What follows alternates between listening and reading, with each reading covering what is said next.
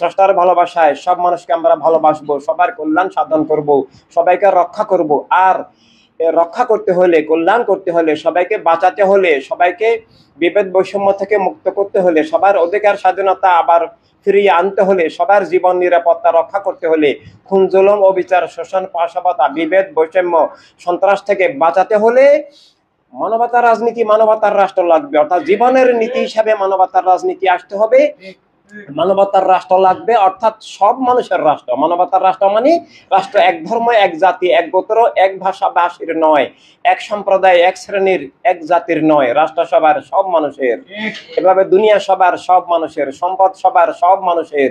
যার যার ধর্ম বিশ্বাস নিয়ে তিনি চলবেন, কিন্তু কারো উপর ক্ষমতার বলে চাপিয়ে দিবেন না। অন্য কোনো মানুষের উপরে জুলুম করতে কেউ পারে না। কেউ কারো মালিক নয়। আল্লাহ রসুল সাল্লাল্লাহু সাল্লাম সবার মালিক।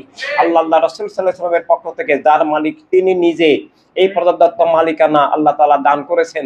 এটাকে এই জন্য রিপ্রেজেন্টেটিভ অথরিটি অফ লাইফ, খেলাফতে ইনসানিয়াত বলা হয়। যে এটা আল্লাহ রসুল সাল্লাল্লাহু সাল্লামের দান সবার জন্য। সেই দান ছিনতাই হয়ে গেছে।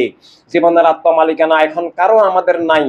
একক গোষ্ঠীবাদী রাজনীতি, একক গোষ্ঠীবাদী রাষ্ট্র আমাদের সবার জীবনের অধিকার স্বাধীনতা মালিকানা হরণ করেছে। ক্ষমতাসীন গোষ্ঠী না নিজেরাই রাষ্ট্রের মালিক দাবি করে।